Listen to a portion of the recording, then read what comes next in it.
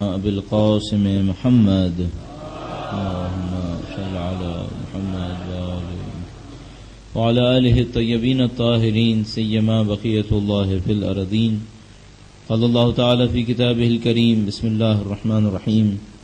ونريد أن نمن على الذين استضعفوا في الأرض ونجعلهم أئمة ونجعلهم الوارثين. درود بجائے محمد وآل محمد. اللهم صل على محمد وآل محمد.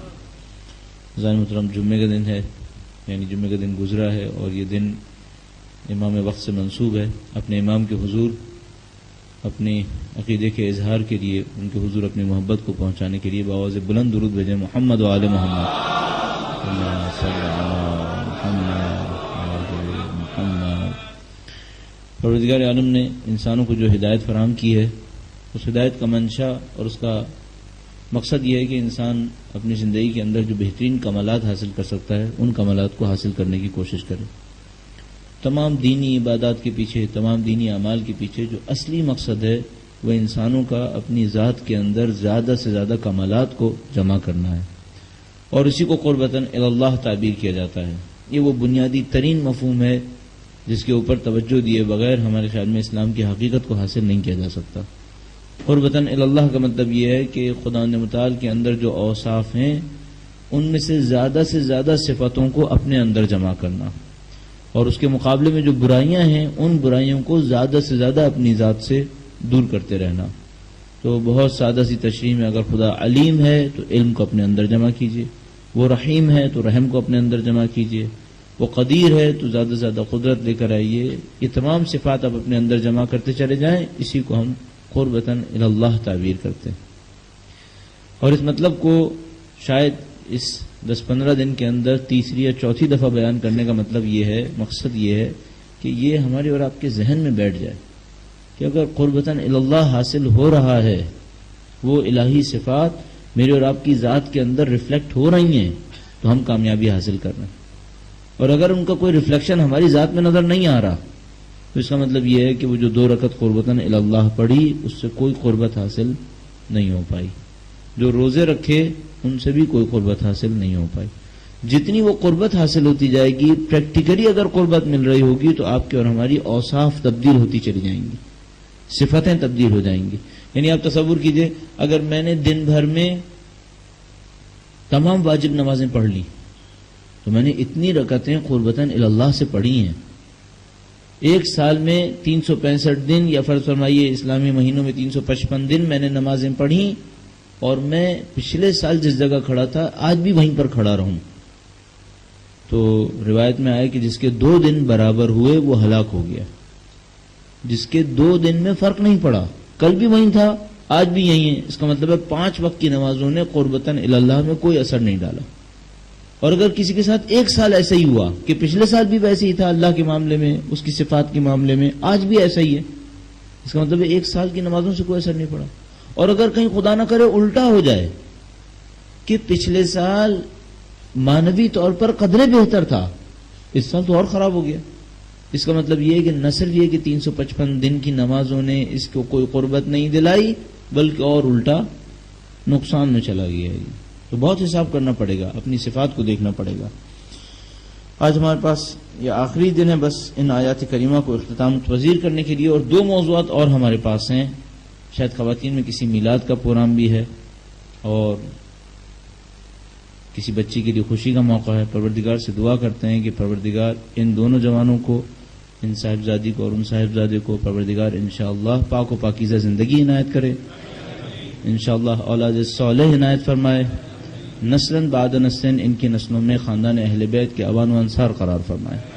ان دونوں کی کامیابی کے لیے، صحت و سلامتی کے لیے، اور ان دونوں کے خاندان کے درمیان اچھے تعلقات برقرار ہونے کے لیے. شادی صرف 2 افراد کے درمیان نہیں ہوتی بلکہ 2 خاندانوں کے درمیان مزید رشتوں کا سبب بنتی ہے. ان تمام امور میں کامیابی حاصل کرنے کے لیے بآواز بلند درود بھیجیں: محمد و آل محمد. دوسرا معاملہ زکوٰۃ فطرہ کا ہے. زکوٰۃ فطرہ جو ہے وہ 15 درہم طے پائی ہے. سنا ہے کافی عرصے سے ایسی ہی چل رہی ہے، پتہ نہیں بہرحال دبئی میں اگر مہنگائی ہو رہی ہے تو زکوٰۃ فطرہ کیوں نہیں بڑھ کے دے رہی ہے، مجھے سمجھ میں نہیں آ رہا. لیکن بہرحال ابھی تو 15 درہم ہی طے پایا ہے. تو اگر 15 درہم میں اس کا حکم یہ ہوگا کہ آپ کے گھر میں جتنے بالغ نابالغ ایک دن بھی اگر بچہ پیدا ہوا ہے تو اس کا بھی اسی پر ہیڈ کے حساب سے 15 درہم آپ نے نکالنا ہوگا. نماز سے پہلے ادا کر دینا بہت اچھا ہے. افطار کے بعد نکال دیجئے، شب عید افطار کے بعد نکال دیجئے اور نماز عید سے پہلے اس کو ادا کر دیجئے.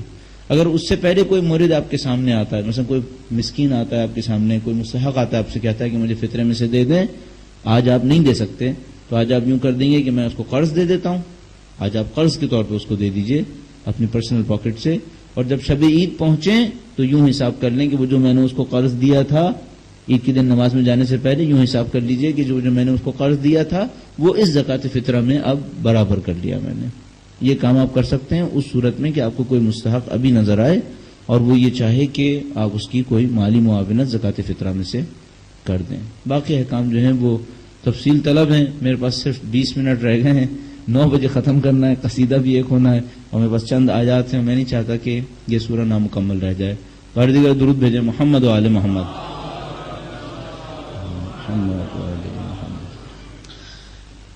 کل ہم نے جو آیہ کریمہ پڑھی اس کے اندر کچھ غیر مہذب لوگوں نے رسول اللہ کے سامنے آ کر اپنے ایمان پر برتری کا اظہار کیا کہ اے نبی ہم ایمان لائے. اللہ نے فرمایا تم ایمان نہیں لائے بلکہ تم اسلام لائے ہو، اور خدا نے متعال اگر تم ایمان بھی لاؤ تو تمہارے اعمال کو کم نہیں کرتا، تو تم احسان نہ جماؤ اللہ کے نبی پر. اس کے بعد فرمایا انما المؤمنون الذين آمنوا بالله ورسوله ثم لم يرتابوا وجاهدوا باموالهم وانفسهم في سبيل الله اولئك هم الصادقون. اللہ تعالیٰ نے مومنوں کی یہاں 3 نشانیوں کو بیان فرمایا ہے. در حقیقت 3 مختلف اسٹیجز ہیں. مومن کون سا ہوتا ہے؟ فرمایا مومن وہ ہوتا ہے جس کے سامنے جب ایمان آتا ہے تو وہ ایمان کو قبول کر لیتا ہے. سب سے پہلے مومن کہلایا اسی لیے الذین آمنوا کہ وہ ایمان لے آتے ہیں. اور ایمان کا مطلب کیا ہوتا ہے؟ اب سادہ ترین اگر زبان استعمال کریں، ایمان کا مطلب ہوتا ہے مکمل کنونس ہو جانا، مکمل معتقد ہو جانا. یہ ہوتا ہے ایمان. مثال کے طور پر اگر آپ کو خدا نہ کرے کوئی اطلاع دے کہ باہر کوئی آگ لگ گئی ہے، اب آپ کے ذہن میں ایک شبہ ہوگا کہ اطلاع دینے والا شاید سچ بولے، شاید غلط بیانی سے کام لے. تو آپ یہ سوچتے ہیں کہ اس آدمی کا سابقہ کیا ہے. آپ دیکھتے ہیں سابقہ میں تو سچ بولتا آ رہا تھا، تو آپ کا گمان بڑھ جاتا ہے. کہتے ہیں کہ شاید امکان زیادہ یہ ہے کہ یہ سچ بول رہا ہوگا. اب آپ جہاں سے باہر نکلنے لگتے ہیں تو آپ کو ایک روشنی سی دکھائی دیتی ہے آگ کسی، تو آپ کا امکان اور بڑھ جاتا ہے، آپ کا گمان اور بڑھ جاتا ہے. آپ کہتے ہیں کہ لگتا تو یوں ہی ہے کہ آگ لگ گئی ہے، اور پھر جب آپ باہر نکلتے ہیں اور اپنی آنکھوں سے دیکھ لیتے ہیں کہ آگ لگی ہوئی ہے تو آپ یقین حاصل کر لیتے ہیں، اور مثال کے طور پہ آپ بھی چلانے لگتے ہیں کہ بھائی آگ لگ گئی ہے کچھ بچائے. یہ آپ کا ایمان ہو جائے گا. اتنا آپ خدا کے اوپر اور اس کے دیے ہوئے احکام کے اوپر معتقد ہو جائیں، اس کو ہم کہیں گے ایمان. خدا نے متعال فرماتا ہے ان کا پہلا مرحلہ یہ ہوتا ہے کہ یہ ایمان پر پہنچتے ہیں. دوسرا مرحلہ کیا ہوتا ہے؟ ثم لم يرتابوا، اس کے بعد پھر شک نہیں کرتے. شک نہیں کرتے کیا مطلب؟ یعنی یہ مومن ہوئے، پھر ایک واقعہ پیش آیا اور ان کو سمجھ میں نہیں آیا کہ اگر خدا ہے تو یہ کیوں پیش آیا. فوراً شک نہیں کرتے، اپنی عقل سے رجوع کرتے ہیں اور اپنی عقل سے سوال کرتے ہیں کہ یہ واقعہ کیوں پیش آیا. اب مثال کے طور پر مجھے یاد ہے جب 1984 میں کراچی میں حادثات ہوئے اور بہت برے طریقے سے بعض شیعہ خاندان تباہ ہو گئے اس کے اندر، تو بعض افراد یوں اعتراض کرنے لگے نعوذ باللہ کہ اگر خدا تھا تو اس نے ہماری مدد کیوں نہیں کی. تصور فرما رہے؟ کم علمی اور کم ایمانی کا یہ عالم ہے کہ پہلی مشکل کے آنے پر ان کا ایمان ہل گیا اور وہ اپنے آپ سے پوچھنے لگے کہ ہماری نصرت کیوں نہیں ہوئی. اور یہ نہیں پوچھا کہ ہم نے اللہ کی دین کے لیے کیا کیا تھا کہ وہ ہماری نصرت کے لیے آتا اور مدد کر دیتا. تو یہ دوسری صفت کیا ہے مومنین کی؟ پہلی بات تو یہ کہ ایمان لے کر آتے ہیں، کوئی بیچ میں نہیں رہتے، کوئی شک کا شکار نہیں ہے. ایمان لے کر آئیں، اس کے بعد جب حادثات پیش آتے ہیں تو پھر دوبارہ شک نہیں کرتے، اپنے ایمان کے اوپر مضبوطی سے باقی رہتے ہیں. یہ دونوں تو ان کا نظریے سے تعلق ہے. قرآن کریم کے اندر جہاں کہیں ایمان آیا ہے وہاں عمل صالح آیا ہے. پورے قرآن کریم کے اندر جہاں کہیں بھی لکھا ہے الذین آمنوا، وہ ہیں جو ایمان لائے. اگلا جملہ 100% مواقع پر وہ عمل الصالحات ہے اور ایمان اور عمل صالح انجام دیا. اس کا مطلب یہ خدا متعال ایمان کو صرف دلوں کے اندر قبول نہیں کرتا، کہتا ہے ایمان وہ ہے کہ جو عمل کے اندر بھی ریفلیکٹ ہو رہا ہو. یا تو ہمارے بعض دوست احباب کا یہ کہنا کہ آپ دل میں عقیدہ رکھتے ہو کافی ہے، جنت کے دروازے آپ کے اوپر کھلے ہوئے ہیں پہلے ہی سے. ایسی کوئی چیز نہیں ہے. جنت کے دروازے اس صاحب ایمان پر کھلے ہوئے ہیں جو اپنے عمل سے اپنے ایمان کی تائید بھی کرتا ہوگا. لہذا ہمارے پاس روایت موجود ہے کہ ایک فرقہ ہوا کرتا تھا ائمہ اطہار علیہ السلام کے حیات طیبہ کے دوران بھی، اور خاص کر چھٹے امام کے زمانے میں اس نے طاقت پکڑنا شروع کر دی تھی. اس فرقے کا نام تھا مرجئہ. اور مرجئہ فرقہ یہ کہتا تھا کہ ایمان دل کا کام ہے، اور جب دل سے ایمان آ گیا تو ختم ہو گیا معاملہ، اب عمل کچھ بھی ہو. تو فرمایا لعنت المرجئہ، فرمایا خدا لعنت کرے مرجئہ کے اوپر کہ وہ کہتے ہیں کہ ایمان عمل کے بغیر بھی ہے. فرمایا ہرگز ایمان عمل کے بغیر نہیں ہے. یہ بہت سادہ سی بات ہے. مجھے کہ اگر جیسے کہ ہم نے پہلے بھی کبھی مثال میں کہا کہ اگر کوئی مجھ سے یہ کہے کہ یہ زہر ہے اور میں کنونس ہو جاؤں کہ یہ زہر ہے، میں نہیں پیوں گا. کوئی کچھ بھی کر لے میں نہیں پیوں گا. اور اگر میں پھر بھی پی رہا ہوں تو پھر مجھے سوچنا پڑے گا کہ آیا مجھے یقین بھی ہوا تھا یا نہیں ہوا تھا. اس کا مطلب میں تردد میں تھا. اور بالکل اسی طرح جیسے کوئی ڈاکٹر پیچھے لکھا ہوا ہوتا ہے نو اسموکنگ اور اسموکنگ ہیزرڈس ہے، یہ ہے اور وہ ہے، اور خود جناب علی وہ چیئر کو موڑ کر پھر وہاں پہ پی رہا ہوتا ہے. تو آپ اس کو کہتے ہیں کہ بھائی یہ پیچھے جو لکھا ہے کس نے لکھا ہے؟ اس کا مطلب یہ ہے کہ ابھی آپ کو خود بھی یقین نہیں ہے کہ یہ نقصان دہ ہے یا نقصان دہ نہیں ہے. مومن کا عالم یہی ہے. مومن وہ ہے جو ایمان لاتا ہے، پھر شک نہیں کرتا، اور تیسری بات فرمائی وَجَاهَدُوا بِأَمْوَالِهِمْ وَأَنفُسِهِمْ فِي سَبِيلِ اللَّهِ، اور اللہ کی راہ میں اپنے مال سے اور اپنی جان سے جہاد کر رہے ہوتے ہیں. اب جہاد کا کوئی بھی میننگ لے لیجیے، آپ کوشش کر رہے ہوتے ہیں اللہ کی راہ میں اپنے مال سے اور اپنی جان سے. ایک آدمی کو صبح کو نکلا ہے 7 بجے، 8 ساڑھے 8 بجے اپنے آفس پہنچا ہے، یا مثال کے طور پر 10 بجے دکان پہ پہنچا ہے. اس نے دکان کھولی، شام کو دکان بند کر دی. یہ آدمی گھر آفس سے پہنچ گیا. اس کے بعد تھوڑی دیر تک اپنے آپ کو تفریح میں رکھا، یہاں تک کہ سونے کا وقت آ گیا، سویا، اور کل صبح وہی روٹین شروع ہوا. یہ کون سا مال اور جان سے جہاد کر رہا ہے؟ کس مال اور کس جان سے جہاد کیا ہے اس نے؟ یہ مومن ہے. اس نے اپنے نفس کی راہ میں جہاد کیا ہے. اپنی چند سہولتوں کو حاصل کرنے کے لیے اپنے آپ کو ممکن ہے 12 گھنٹے محنت اور مشقوں میں لگایا. اس نے کون سے پیسے سے جہاد کیا اللہ کی راہ میں؟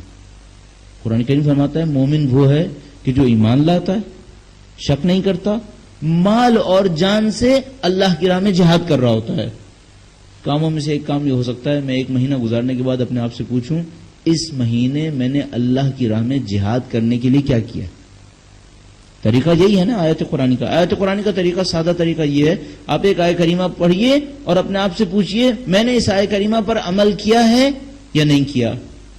اب آپ کے سامنے ایک آیت کریمہ آ گئی. یہ آیت کریمہ سورہ حجرات کی 15ویں آیت کریمہ ہے، 15th.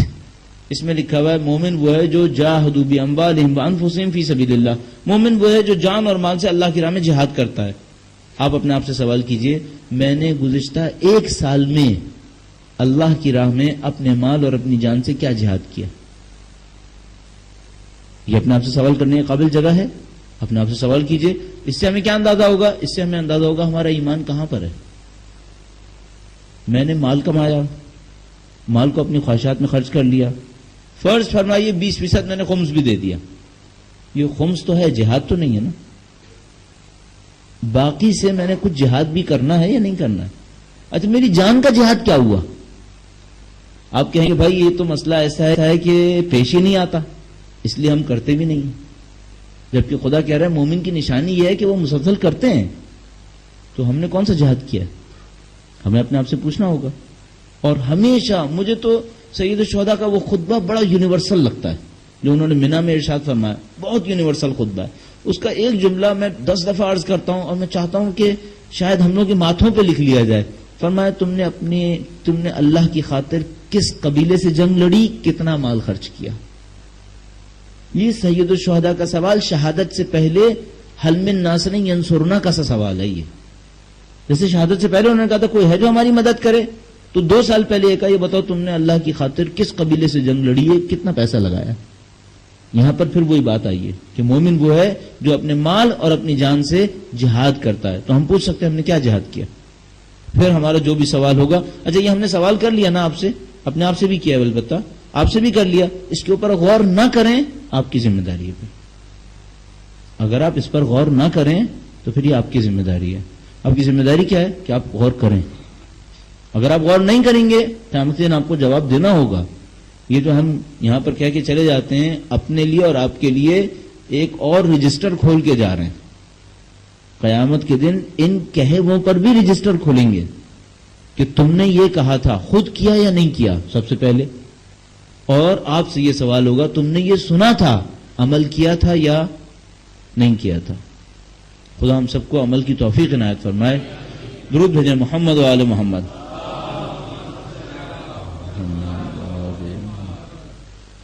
اس کے بعد فرماتا ہے قل اتعلمون اللہ بدینکم واللہ یعلم ما فی السماوات وما فی الارض واللہ بکل شیء علیم. وہ جو کچھ لوگ تھے وہ نبی کے پاس آ کر کہہ رہے تھے اے نبی ہم ایمان لائے. جو میں نے کل عرض کیا یہ لہجہ وہی ہے جو کہتے ہیں ہم نے یہ کیا ہم نے وہ کیا. قرآن کریم فرماتا ہے اتعلمون اللہ بدینکم, کیا تم خدا کو بتا رہے ہو تمہارا دین کیا ہے؟ خدا طنز کر رہا ہے تم کون ہوتے ہو یہ بتانے والے تمہارا دین کیا ہے. واللہ یعلم غیب السماوات والارض واللہ یعلم ما فی السماوات وما فی الارض, اور خدا جانتا ہے جو کچھ زمین و آسمان کے اندر ہے. واللہ بکل شیء علیم, خدا ہر چیز سے باخبر ہے. یعنی تم ہمارے سامنے آ کر ایسی باتیں مت کرو کہ ہم نے یہ کیا ہم نے وہ کیا, ہم سب جانتے ہیں تم نے کیا کیا. ایک اس طرح کے ایک اخلاقی واقعے کے اندر بیان کرتے ہیں کہ ایک آدمی مر گیا, مرنے کے بعد خواب میں دیکھتا ہے کہ مر گیا, اور اس کے بعد جناب علی جب قیامت میں جا رہا ہے, اب پتہ نہیں اس نے کیوں خواب میں اس طرح دیکھا, تو کہتا ہے مجھے ایسا لگا جیسے کوئی ایک ٹوکرا لے کر میں جا رہا ہوں اور ایک جگہ کے اوپر انسپیکشن رکھی ہوئی ہے, وہاں پر سب انسپیکشن کے لیے کچھ لوگ کھڑے ہیں. انہوں نے ٹوکرا اٹھایا, کہنے لگا بھائی یہ تمہارے اعمال ہیں؟ کہنے لگا ہاں جی میرے اعمال ہیں. اس نے ایک اٹھایا, کہنے لگا اس میں کچھ کیڑا ہے یہ قبول نہیں ہے. اچھا پہلے کہنے لگا جب میں جا رہا تھا تو ٹوکرا بڑا بڑا ہوا تھا اور دوسروں کی خالی خالی سے تھے, تو میں نے کہا کہ میں تو کانفیڈنٹ ہوں, میں تو پاس ہو ہی جاؤں گا, میری انسپیکشن صحیح ہے. کہتا ہے میرا ٹوکرا جو پہنچا اس نے ایک اٹھایا, کہنے لگا اس میں سے کیڑا لگا ہوا ہے یہ قبول نہیں ہے. دوسرا کہنے لگا یہ تو سڑا ہوا ہے یہ بھی قبول نہیں ہے. کہنے لگا اب جب ٹوکرا خالی ہونا شروع ہوا تو میں اس کے پاؤں پڑنا شروع ہو گیا کہ بھائی میرے اوپر رحم کر دے, اتنی سختی مت دکھا, تھوڑا سا حساب آسان کر دے. کہنے لگا نہیں تو دنیا میں تمہیں بتایا تھا حساب بہت سخت ہوگا, تم نے کیوں اس وقت توجہ نہیں دی. کہنے لگا اتنی سختی دکھائی میرا ٹوکرا خالی کر دیا. اب میں اس کے پاؤں پڑنے لگا کہ بھائی میں اتنا بھر کے لایا تھا تو نے تو سارا ہی خالی کر دیا. کہنے لگا تمہیں نہیں بتایا تھا کہ حساب بہت سخت ہوگا. اب خدا ہم سے بار بار بتا رہا ہے کہ تمہارا حساب میں سخت لوں گا, میں حساب سخت لے گا. خدا کیا ہوگا, تم نے جو کام انجام دیے وہ میری خاطر انجام دیے اپنے لیے کیے ہیں. تم نے کام انجام جو دیے ان میں خلوص تھا یا نہیں تھا, اس طرح کرتے تھے جیسے میں چاہتا تھا یا اپنی مرضیاں دکھایا کرتے تھے. ابھی تو میں بار بار عرض کرتا ہوں ہم لوگوں کے ساتھ تو مصیبت یہ کہ ہم صبح کو خدا کو مانتے ہیں اور دوپہر کو خدا کو رد کر دیتے ہیں, شام کو خدا کو مانتے ہیں اور رات کو پھر اس کو رد کر دیتے ہیں. یہ کیسے ہوتا ہے؟ صبح کو مانتے ہیں, فجر کی نماز پڑھتے ہیں, اگر خدا توفیق دے فجر کی نماز پڑھتے ہیں, اس کے بعد صبح کو جب نکلتے ہیں معاش کے لیے تو کہتے ہیں خدایا تیرا دروازہ تھوڑی دیر کے لیے بند, ہمیں کمانے دے. اب جو کمانے میں لگے تو پھر اس کے بعد ظہر کا وقت ہے, پھر ایک دروازہ کھول لیا اللہ کی سمت کہ خدایا اب یہاں پر رابطے کے لیے ایک اور امکان کھل گیا ہے. ایک رابطہ بنایا, اس کے بعد پھر نماز پڑھ کے بند گیا تھوڑی دیر کے لیے, پھر ذرا سا میں مشغول ہوں, پھر مشغول ہو گیا, پھر کہیں ایک رابطہ بنا لیا. گھر پہنچا تو پھر اس نے کچھ فحشا کے مناظر دیکھنے, پھر تھوڑی دیر کے لیے رابطہ بند کر دیا کہ بھائی ابھی یہاں سے پھر رابطہ نہیں رہنا چاہیے. کیا ہو رہا ہے؟ آپ اللہ کے بندے بنیے, خدا نے آپ کو پروردگار عالم نے عقل دی ہے, اسلام کی دولت سے مالا مال کیا ہے, ایمان کی دولت سے مالا مال کیا ہے پروردگار عالم نے. ان تمام کا خیال رکھتے ہوئے تب آپ اسلام کے اوپر مکمل طریقے سے عمل کر کے دکھائیے. ادخلوا فی السلم کافہ, پورے کے پورے اسلام میں داخل ہو جاؤ, پورے کے پورے اسلام میں داخل ہو جاؤ. ادخلوا فی السلم کافہ. ایک بڑا خوبصورت جملہ شہید صدر نے آیت اللہ خمینی کے لیے کہا تھا, بہت خوبصورت جملہ. انہوں نے کہا ذوبوا فی الخمینی کما ذاب ہوا فی الاسلام. خمینی میں اس طرح پگھل جاؤ جیسے وہ اسلام میں پگھل گئے. اتنی اچھی توصیف میں نے آیت اللہ خمینی کی کہیں اور نہیں دیکھی. کہا ذوبوا فی الخمینی کما ذاب ہوا فی الاسلام. خمینی میں اس طرح پگھل جاؤ جیسے وہ اسلام میں پگھل گئے. انہوں نے اپنی ذات کو قربان کر دیا اسلام کے لیے. روز قدس ان کی نشانی ہے. یعنی میں کبھی کبھی انسان یہ سوچتا ہے 70 سال کے بڈھے کی آواز میں خدا نے کتنی طاقت ڈال دی تھی کہ پکارا اور اب تک دنیا چیخ رہی ہے. اور یہ کب شروع کیا تھا انہوں نے؟ 60s میں، 63 64 میں مدرسہ فیضیہ میں جا کر انہوں نے وہاں پر بیان کرنا شروع کیا تھا کہ امریکہ اسلام کا دشمن ہے، اسرائیل اسلام کا دشمن ہے، امریکہ کے خلاف اٹھو، اسرائیل کے خلاف اٹھو. 60s میں، آج سے 40 سال پہلے. کس کے پاس اتنی عقل تھی کہ سمجھتے کہ اصل اس وقت تو مسئلہ یہ تھا کہ اے مولوی تجھے سیاست سے کیا کام، امریکہ سے کیا کام، اسرائیل سے کیا کام. اس وقت تو لوگ یہ اعتراضات کر رہے تھے. الحمدللہ آج پوری دنیا کو سمجھ میں آ گیا کہ نہیں، دین کا مطلب ظلم سے ٹکرانا ہے، دین ظلم قبول نہیں کرتا ہے. پھر تمام چیزیں ہمیں سمجھ میں آنا شروع ہو گئیں کہ امیر المومنین نے فرمایا تھا کونا للظالم خصما وللمظلوم اونا، ظالم کے دشمن بن جاؤ، مظلوم کے مددگار بن جاؤ. ظالم کے دشمن بن جاؤ. ظالم سے یہ نہیں کہو اے ظالم میرا تجھ سے کوئی تعلق نہیں. کیوں تعلق نہیں ہے؟ میرا تعلق ہے. وہ کیا تعلق ہے؟ میں ظلم کرنے نہیں دوں گا. امیر المومنین نے اس طرح فرمایا. اچھا اس کے بعد کیا ہے کہ بھائی مولانا صاحب حالات بہت خراب ہیں، ایسی باتیں مت کیا کریں، مشکلات آتی ہیں. تو یہ کس نے بے وقوف نے کہا ہے کہ ظلم کے مقابلے میں مشکلات نہیں آئیں گی؟ وہ تو پہلے دن سے طے شدہ ہے کہ ظلم کا مقابلہ کریں گے، مشکلات آئیں گی. یہ تو کس نے سکھایا کہ بھائی آپ یہ باتیں مت کریں ورنہ آپ کے اوپر مشکلات ٹوٹیں گی؟ تو ہم تو پہلے دن سے کہہ رہے ہیں یار مشکلات ٹوٹیں گی، ہمیں پتہ ہے، یہ سوچ کر ہی تو کہہ رہے ہیں. اگر یہ طے ہو کہ مشکل نہیں جھیلنی ہے تو پھر تو مجھے اسلام سے نکلنا پڑے گا. اسلام رکھوں گا تو مشکل تو جھیلوں گا. امیر المومنین کی زندگی کو دیکھیے. یہ نفیس واقعہ ہمارے استاد نے، اگر ہمیں اتنی صلاحیت ہو کہ ان کے شاگرد بن پائیں، ایت اللہ احمدی میاں جی نے بیان کیا. میں اس واقعے کو بھی بہت دہراتا ہوں. ایک دفعہ بتانے لگی، کہنے لگی کہ مدرسے میں ہمارے آئے تھے، برکت ہوئی ان کے آنے سے، تو ایک درس اخلاق دیا تھا. اس کے بعد فرمانے لگے کہ ان کا ایک شاگرد ان کے پاس آیا اور کہنے لگا کہ استاد میری زندگی میں مصیبتیں ٹوٹے جا رہی ہیں، کچھ سمجھ میں نہیں آتا یہ کیا ہو رہا ہے. کہا کیا ہو گیا؟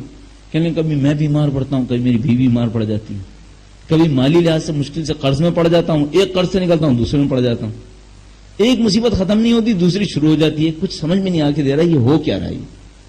تو کہنے لگے کہ میں نے اس طرح سے سوچا کہ شاید یہ کوئی گناہ تو نہیں کر رہا. ابھی علماء اخلاق میں بڑی مہارت ہوتی ہے، یہ شکل دیکھ کے بتا دیں گے کہ آپ زندگی کیسی چل رہی ہے، بڑے ماہر ہوتے ہیں.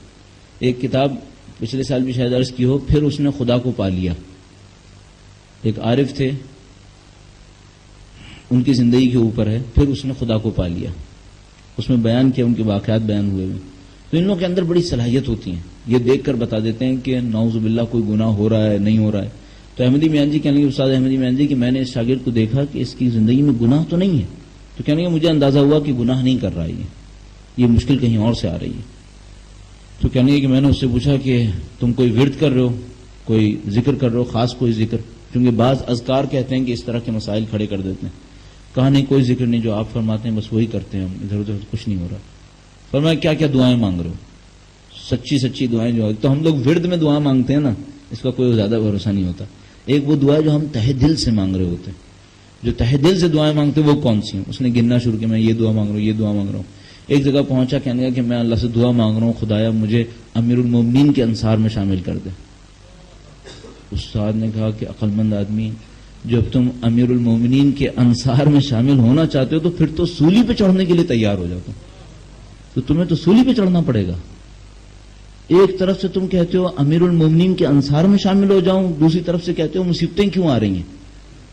امیر المومنین کے ماننے والے میسم تمار تھے، مصیبتیں جھیلتے تھے. امیر المومنین کے ماننے والے سلمان فارسی تھے، ابو ذر غفاری تھے، یہ مصیبتیں جھیلنے والے لوگ تھے. اب ذرا سوچیے، ہم کہہ رہے ہیں ہم شیعیان علی ہیں اور کہہ رہے ہیں مولانا صاحب زیادہ نہیں کیجیے گا ورنہ مشکل آ جائے گی. مشکل تو آئے گی بھائی، کس نے کہا مشکل نہیں آئے گی؟ آپ کو اور ہمیں سوچنا پڑے گا. ہم پھر وہی مسئلہ ہے، آپ اپنی زندگی میں کس مقصد سے زندہ ہیں؟ جاہدوا باموالہم وانفسہم کے لیے زندہ ہیں، اللہ کی راہ میں مال اور جان سے جہاد کے لیے زندہ ہیں، یا کسی اور کے لیے زندہ ہیں؟ اگر کسی اور چیز کے لیے زندہ ہیں تو اس کو بچائیے، اور اللہ کی راہ میں جہاد اور مال کے لیے زندہ ہیں تو اس کو بچائیے. اور یہ طے شدہ بات ہے جو ہم بعض اوقات ہم کہتے ہیں نا، جوانوں کو جمع کریں اور ان کو سمجھائیں کہ دین پہ عمل کرنا مشکل نہیں ہے. تو میں کہتا ہوں جمع تو کر لو، لیکن میں یہ نہیں سمجھاؤں گا، میں یہ بتاؤں گا دین پہ عمل کرنا مشکل ہے. اس میں نفس پہ کنٹرول کرنا پڑے گا. عیاشیوں کا دین نہیں ہے یہ کنٹرول کا دین ہے. اگر عیاشیاں کرنی ہے وہ مغربی ثقافت میں ہے, جس کی عیاشیوں کی بھی سزا بھی ملتی ہے. لیکن تم اسلام کی بات کرتے ہو, اسلام میں عیاشیاں نہیں ہے, اسلام میں نفس پہ کنٹرول ہے. ہاں اسلام تمہارے جائز خواہشات کو پورا کرے گا, تمہیں نفسانی طور پر جو ہے وہ احساس کمتری کا شکار نہیں ہونے دے گا, تمہاری مصیبتوں کے اندر تمہارا ساتھ دے گا. لیکن کوئی یہ کہے اسلام میں کوئی مشکل نہیں ہے, نہیں, اسلام میں مشکلات جھیلنی پڑتی ہیں. اگر یہ نہ ہوتا تو امیر المومنین اتنی سختیاں کیوں اٹھاتے؟ اگر یہ نہ ہوتا تو سید الشہداء اتنی مصیبتیں کیوں اٹھاتے؟ خود رسول گرامی نے جتنی مصیبتیں اٹھائیں, کیوں یہ مصیبتیں اٹھائیں؟ اس کی وجہ یہ کہ اس دین میں مصیبتیں اٹھانی پڑتی ہیں. آپ ظالم کا مقابلہ کریں گے, ظالم سے کہیں گے تو ظالم ہے, تو ظالم آپ کو چمکار کے کہا گیا گھر جاؤ بیٹا کوئی بات نہیں, پیچھے پڑ جائے گا آپ کے, تو نے مجھے ظالم کیوں کہا؟ تو یہ تو ہونا ہے, تو اس کو مسئلہ ہی نہیں ہے. تو قل اتعلمون اللہ بدینکم, کیا تم اللہ کو بتاتے ہو تمہارا دین کیا ہے؟ واللہ یعلم ما فی السماوات والارض, خدا تو جانتا ہے جو کچھ زمین و آسمان میں ہے. واللہ بکل شیء علیم, خدا تو ہر چیز سے بہت اچھی طرح واقف ہے. یمنون علیک ان اسلموا, اے نبی یہ آپ پر منت جتاتے ہیں, کیا کہتے ہیں, احسان جما رہے ہیں آپ کے اوپر کہ یہ اسلام لے کر آئیں. ان سے کہیے قل لا تمنوا علی اسلامکم, میرے اوپر اپنے اسلام کی منتیں مت دکھاؤ. اے نبی ان سے کہہ دیجئے میرے اوپر اپنے اسلام کی منتیں مت دکھاؤ. ان کا ذکر ہوا تو میں ایک اور جملہ عرض کرتا چلوں. آیت اللہ خمینی کے واقعات میں سے ایک واقعہ لکھا ہے. ایک آدمی آیا اور اس نے بہت بڑی کوئی خطیر رقم خمس میں نکالی. اس کے بعد جناب علی اس نے ان کو دی, کہنے لگا ان سے ملنا چاہتا ہوں, ان سے ملنے کی اجازت دے دی. وہاں پہنچا, خمس کی رقم رکھی, کہنے لگا کہ آغا صاحب میں جاؤں؟ ہاں کر جاؤ, باہر سے رسید لے لو. کہنے لگا جاؤں؟ ہاں جاؤ. کہنے لگا کہ میں نے آپ کو اتنا پیسہ دیا, آپ مجھے خدا حافظ بھی نہیں کر رہے. کہنے لگا اٹھا کے لے جاؤ, میرے باپ پہ احسان کر رہے ہو. خمس تمہاری ذمہ داری ہے, تم نے نکالنا ہے, دین کے لیے نکالنا ہے. تم سمجھ رہے ہو میں تمہارا ذاتی طور پہ شکریہ کرنے کے لیے کھڑا ہوں گا؟ کیوں کھڑا ہوں تمہارے پیسے کی خاطر؟ اٹھاؤ یہ اور لے کے جاؤ, کسی اور کو دو. یہ طاقت ہے. اخلاق کے برے نہیں تھے, اخلاق کے بہت اچھے تھے, اخلاق کے عجیب انسان تھے. ایک دفعہ رات کو ایک سپاہ پاسدار میں سے ایک پاسدار نے بتایا, کہنے لگا میں رات کو پہرا دے رہا تھا, 1:30-2 بجے کا کوئی وقت تھا, کہنے لگا میری آنکھ لگ گئی. میرے پاس آئے, مجھ سے کہنے گے تم جا کے سو جاؤ میں پہرا دوں گا. کہنے لگا آپ ہی کے اوپر تو پہرا دینے کے لیے کھڑا ہوں, اور کس کا پہرا دے رہا ہوں. اتنے سادہ تھے, دوسروں کی تکلیف کے معاملے میں عجیب سادہ تھے. کہنے گے تم جاؤ, تم سو جاؤ میں پہرا دیتا ہوں. اس کے بعد اپنی جگہ فرماتے تھے, مجاہدوں کی تعریف کرتے تھے, جوانوں کی تعریف کرتے تھے. عجیب و غریب انسان تھے. اس کے بعد جو اکڑنے والا اس کے سامنے اتنے اکڑتے تھے پھر کہ اگر وہ پیسہ دے رہا ہے اور سمجھ رہا ہے کہ اس کے پیسے کی وجہ سے احترام ہوگا, تو انہوں نے کل آپ کی خدمت میں عرض کیا, ایک دفعہ اگر دولت کے احترام میں کھڑا ہو گیا اس کا مطلب میرے دین میں وہ طاقت ہی نہیں ہے. ابھی مجھے دوبارہ سوچنا پڑے گا اپنے دین کے اوپر, غور کرنا پڑے گا. تو میں اٹھاؤ اور لے جاؤ, کہیں اور لے کے جاؤ. اس کے بعد خدا نے مطالعہ یہی فرماتا ہے, یمنون علیک ان اسلموا, اے اللہ کے رسول یہ آپ پر منت جماتے ہیں کہ ہم اسلام لائے. قل لا تمنوا علی اسلامکم, میرے اوپر اپنے اسلام کی منتیں مت جماؤ. بل اللہ یمن علیکم, اللہ نے تمہارے اوپر احسان کیا ہے, ان ہداکم للایمان, کہ تمہیں ہدایت دے دی ایمان کے لیے. ان کنتم صادقین, وہ بھی اگر تم سچے ہو تو, یعنی اگر تم واقعا سچے ہو تو اس بات کو سمجھو کہ اسلام لا کر تم نے کسی کے اوپر احسان نہیں کیا ہے, تمہیں اللہ نے ہدایت دے دی کہ تم ایمان لے آؤ. اور ہمیشہ اپنے ذہن میں رکھیے گا, کوئی خدا کا کام کبھی نہیں رکے گا, ہم نہیں کریں گے کوئی اور کرے گا. ان تتولوا یستبدل قوما غیرکم ثم لا یکونوا امثالکم, اگر تم پیچھے ہٹ گئے تمہاری جگہ ایک اور قوم کو لے کر آئے گا, وہ تمہاری طرح نہیں ہوگی. کھلا اعلان کرتا ہے خدا نے متعال, کہتا ہے میرے کام کو تم نہیں روک سکتے. ان تتولوا, اگر تم پیچھے ہٹے, تم نے کہا ہم نہیں کریں گے, یستبدل قوما غیرکم, تمہاری جگہ کسی اور قوم کو لے آئے گا. تم نے کیا سمجھا کہ تم نہیں کرو گے تو اللہ کا کام نہیں ہوگا؟ یہ اللہ کا کام تو ہوگا. کوئی کرنے والا یہ نہ سوچے میں نہ ہوتا تو کیا ہوتا, تو نہیں ہوتا بہتر آتا. تم نہیں ہوتے کوئی اور بہتر آتا تمہاری جگہ, صاف بات ہے. اللہ کا کام ہمیشہ ہوگا, خدا کا کام ہمیشہ انجام پاتا رہے گا. تم نہیں ہوگے, تمہاری جگہ کوئی اور آئے گا, اس کام کو انجام دے دے گا. بس آپ اور میں اپنی ذمہ داری میں ایک بات ذہن میں رکھیں, آپ اور ہم 500 سال سے دین کے نام پر اپنے اجداد کے ساتھ زندگی گزار رہے ہوں، یا ہمیں اور آپ کو 200 سال ہوئے ہیں، ہم نے اور آپ کے دین کے لیے کچھ کیا ہو یا نہ کیا ہو، کوئی یہ نہ سمجھے امام ہمارے اور آپ کے مدد کے محتاج ہو جائیں گے. کیوں محتاج ہو جائیں گے؟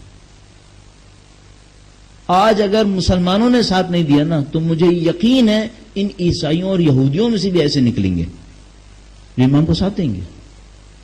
پچھلے زمانوں میں یہی ہوا ہے. عجیب بات یہ ہے کہ پچھلے زمانوں میں بھی یہی ہوا ہے کہ آنے والے منتظر شخص کا ساتھ منتظرین نے نہیں دیا تو دوسروں نے دے دیا. یہ ہوا ہے پیچھے رسول اللہ کا انتظار کرنے والے یہودی تھے، اینڈ ٹائم پر آ کر کہا ہم ساتھ نہیں دیں گے. تو کیا نبی کا کسی نے ساتھ نہیں دیا؟ پھر نہیں، ساتھ دینے والے مل گئے. اب میں اس کو اس طرح سے عرض کرتا ہوں کہ حضرت سلمان فارسی عیسائی تھے جب نبی کا ظہور ہوا. وہ عیسائی نبی کے اہل بیت میں شمار ہونے لگے. عیسائی تھے جب اللہ کے نبی تشریف لائے، لیکن دل میں مومن تھے. نبی تشریف لائے، نبی کے حضور پہنچ گئے، کہا میں آپ کا مومن ہوں. مان لیا انہوں نے، ان کا تم ہمارے اہل بیت میں سے ہو.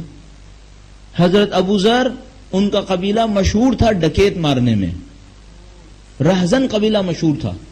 وہ رہزن قبیلے کا شخص جس کو دنیا یہ سمجھتی تھی یہ قافلہ ڈکیت مارنے میں اور ڈاکو ہونے میں مشہور ہیں، اس کا ایک آدمی نکلتا ہے اور اسلام کا سچا ترین انسان بن جاتا ہے. رسول خدا فرماتے ہیں کہ زمین جن انسانوں پر، سورج جن انسانوں پر چمکتا ہے ان میں کوئی ابو ذر سے زیادہ سچا نہیں ہے. اس طرح ایک سچا آدمی بن جاتا ہے. بلال حبشی، سیاہ حبشی غلام قید خانے کے اندر ابو سفیان اور ابو جہل جیسوں کی خدمت کرنے والے تھے.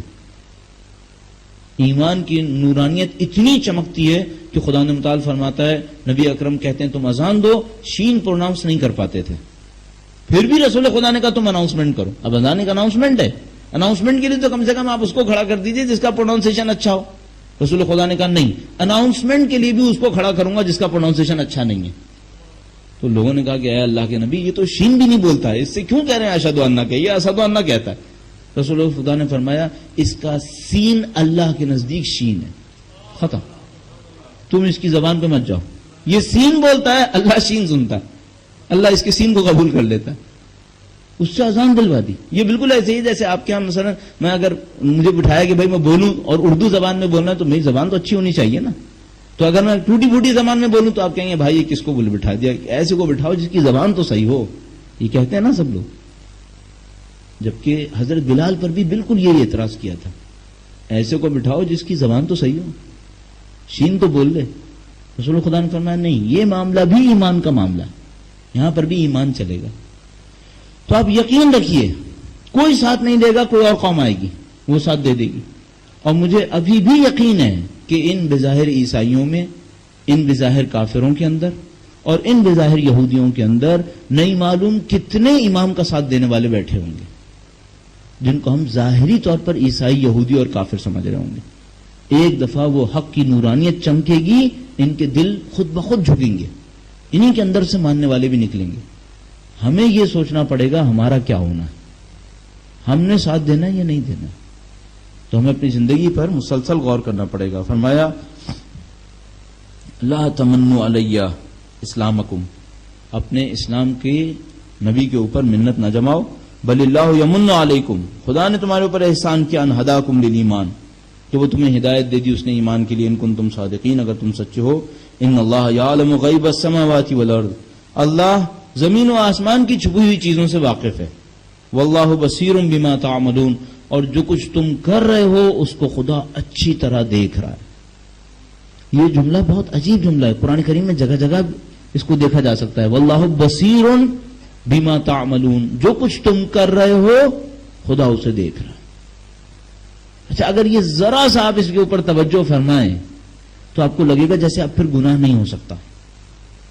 اگر خدا سب کچھ دیکھ رہا ہے، دلوں کے چھپے ہوئے راز بھی دیکھتا ہے، آنکھوں کی خیانتوں کو بھی دیکھتا ہے، میرے اعمال کو بھی دیکھتا ہے. اور لوگ کہتے ہیں کہ مثلا قیامت کے دن ریکارڈ چل جائے گا، پوری فلم جیسے فلم چل جائے گی. میں کہوں گا کوئی فلم نیتیں نہیں دکھا سکتی، خدا قیامت کے دن نیتیں بھی دکھائے گا.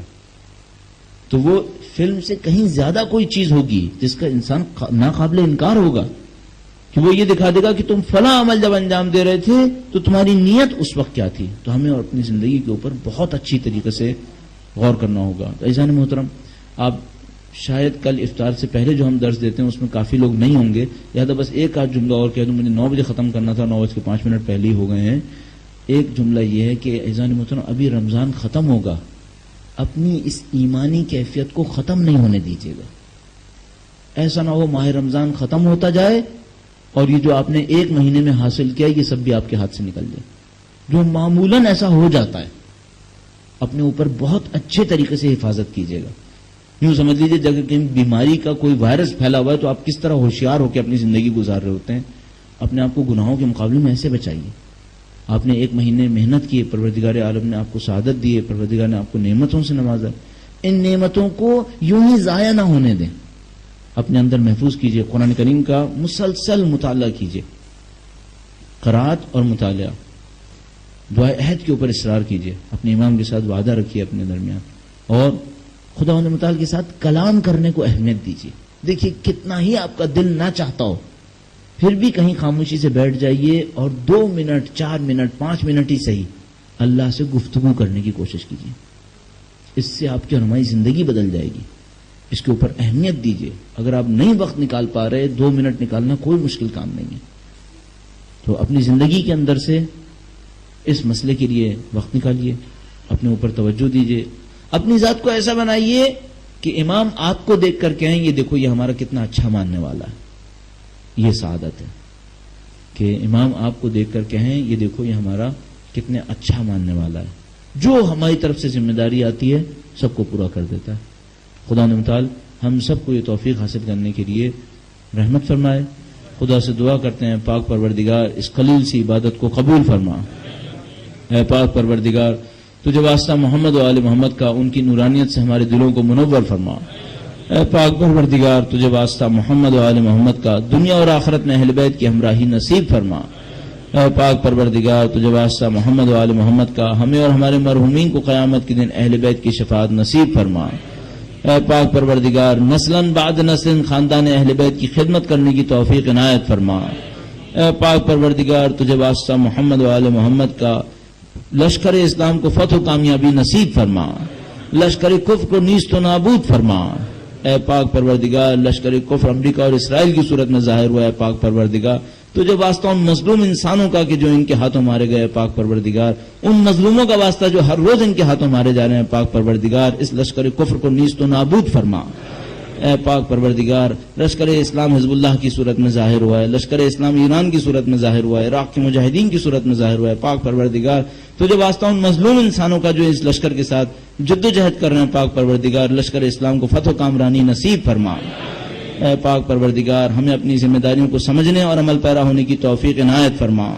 اے پاک پروردگار ان تمام منظم کی محنتوں کا صلہ تجھ سے چاہتے ہیں. پاک پروردگار ہمارے اور ہمارے مرحومین کے تمام گناہان صغیرہ و کبیرہ کی مغفرت فرما. اے پاک پروردگار زندگی کا اختتام اہل بیت اطہار کی راہ میں شہادت قرار فرما. نسلاً بعد نسلاً ہماری نسلوں کو اہل بیت کی راہ میں شہید ہونے کی توفیق عنایت فرما. اے پاک پروردگار منتظر حجت اے پاک پروردگار مولا اور آقا ہمارے امام کے ظہور میں تعجیل فرما. اے پاک پروردگار ان کے ظہور میں تعجیل فرما جن کے ذریعے سے زمین میں عدل و انصاف کو فروغ ہو سکے. اے پاک پروردگار ان کے ظہور سے زمین و آسمان کی برکتیں ہم پر نازل فرما. ان کی محبت سے ہمارے دلوں کو منور فرما. ان کے ذکر کو ہماری زندگیوں میں جاری و ساری فرما. ہمیں ان کے آبان و انصار میں شامل فرما. ربنا تقبل منا انك انت السميع العليم برحمتك يا ارحم الراحمين.